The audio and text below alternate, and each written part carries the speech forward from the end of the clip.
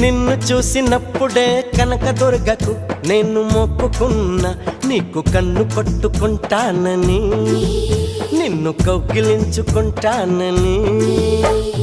నిన్ను కొలిసినప్పుడే సాయిబాబాకు నేను మొక్కుకున్నా, నీతో సంధి చేసుకుంటానని, నీతో సందులోకి వస్తానని.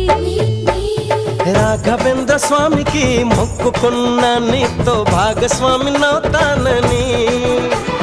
మూడు కళ్ళ శివునికి మొక్కుకున్నా, నీతో 3 రాత్రులవ్వాలని. ఆఖరికి నీకే మొక్కుకున్నా, నీ నౌకరుగా ఉంటానని, తీపి చాకిరులే చేస్తానని.